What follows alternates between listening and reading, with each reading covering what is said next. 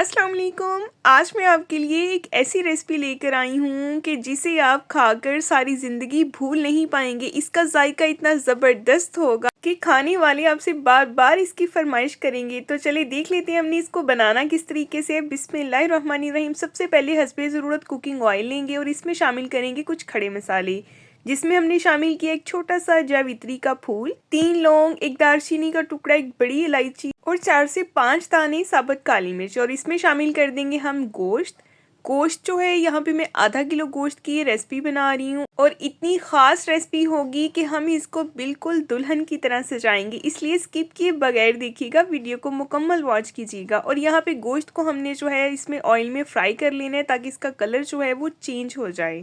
और साथ ही आप सबसे गुजारिश है, अगर आप मेरे चैनल पे नए हैं तो सब्सक्राइब कर दें, वीडियो को लाइक कर दें, बेल आइकन को ऑन कर दिया करें ताकि आपको हर नई आने वाली वीडियो का नोटिफिकेशन सबसे पहले मिले। तो ये देखिए यहाँ पे गोश्त का कलर जो है वो चेंज होना शुरू हो गया। आप इस रेसिपी को चिकन में भी बना सकते हैं, मटन में भी बना सकते हैं। मैं यहाँ पे बीफ में बना रही हूँ।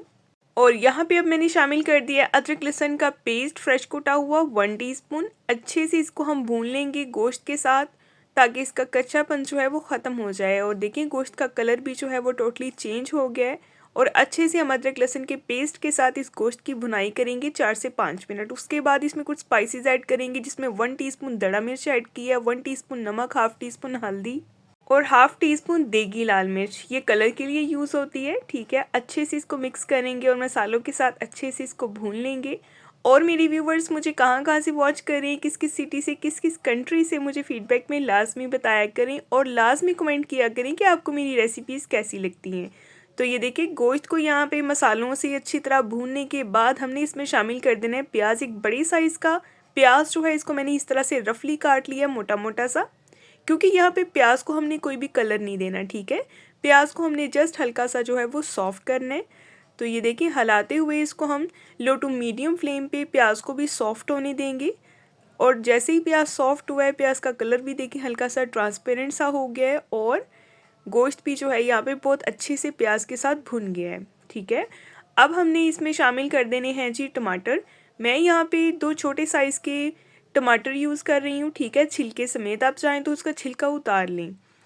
और अच्छे से इसको भी हम एक बार मिक्स करेंगे।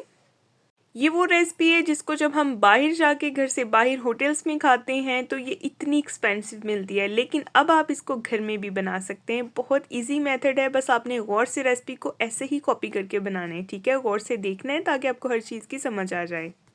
और अब मैंने इसमें शामिल कर दिया पानी तकरीबन 1 से 1.5 ग्लास इसमें ऐड किया है ताकि उस गोश्त जो है वो अच्छे से गल जाए, ठीक है। अब हम इसको कवर कर देंगे और 40 मिनट तक इसको हल्की आंच पे पकाएंगे, क्योंकि बड़ा गोश्त है, इसको टाइम लगता है गलने में, ठीक है। वरना स्टीम पे भी जो है वो इसको 20 से 25 मिनट लग ही जाते हैं। तो ये देखिए 40 मिनट के बाद आपके सामने इसकी कंडीशन है, पानी अच्छे से ड्राई हो गया है। अब गोश्त जो है इसकी हमने भुनाई कर लेनी है। गोश्त भी अच्छे से बोटी जो है वो बहुत ही सॉफ्ट हो गई है। अब साथ ही इसमें कुछ स्पाइसेस भी ऐड करेंगे, जिसमें जाएगा 1 टीस्पून खुश्क धनिया पाउडर और 1 टीस्पून सफ़ेद ज़ीरा पाउडर, ठीक है। अच्छे से इसको भी हम मिक्स करेंगे और लो टू मीडियम फ्लेम पे हम इसकी भुनाई करेंगे। इसको हमने बहुत ज़्यादा तेज़ आग पे नहीं पकाना, ठीक है। इस बात का आपने ख्याल रखना है, हमने इसका मसाला बिल्कुल भी जलने नहीं देना।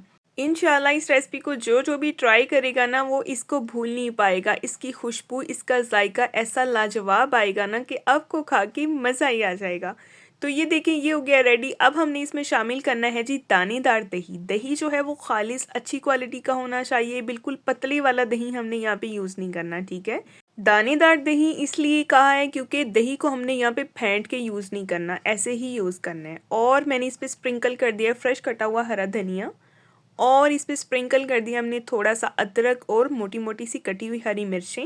और इस तरह से लच्छेदार कटा हुआ जो है वो हमने इस पे रख देना है अनियन जो है इसको अपने काट के पहले पानी में डिप करके फ्रिज में रख देना है 10 से 15 मिनट पहले। इससे इसकी कड़वाहट जो है वो सारी ख़त्म हो जाएगी और जायका बहुत अच्छा आएगा। और यहाँ पे इस पर एक छोटा सा मैंने फॉइल पेपर रखा है और इसके ऊपर रख देंगे कोयला और इसके ऊपर थोड़ा सा 1 से 2 ड्रॉप जो है वो हमने ऑयल के डाल देने हैं, ठीक है। और जस्ट 30 सेकंड के लिए हम इसको ऊपर से कवर कर देंगे ताकि एक अच्छा सा स्मोकी फ्लेवर आ जाए आज की हमारी इस रेसिपी को। तो ये देखें जी 30 सेकंड्स के बाद ये आपके सामने है इसकी कंडीशन और बड़ा ही स्मोकी सा ज़बरदस्त इसमें फ्लेवर आ गया है। और आप इसको सर्व करें चावल के साथ, रोटी के साथ, नान के साथ, जैसे आप चाहें इसको खाएं। और मुझे फीडबैक में लाजमी बताइएगा कि आपको मेरी आज की रेसिपी कैसी लगी है। इसके अलावा आपको मेरे चैनल पे और भी ढेर सारी रेसिपीज़ मिलेंगी। द रोज़ीना किचन पे सर्च किया करें और मज़ीद रेसिपीज़ देखा करें, रेमेडीज़ भी और रेसिपीज़ भी। इंशाल्लाह आपको बहुत फ़ायदा देंगी। तो नेक्स्ट मिलेंगे कल को एक बहुत ही प्यारी और नई वीडियो के साथ। अपना बहुत सारा ख्याल रखा करें, अपनी दुआओं में मुझे भी याद रखा करें। तो नेक्स्ट मिलेंगे जी कल को, तब तक के लिए जी अल्लाह हाफिज़।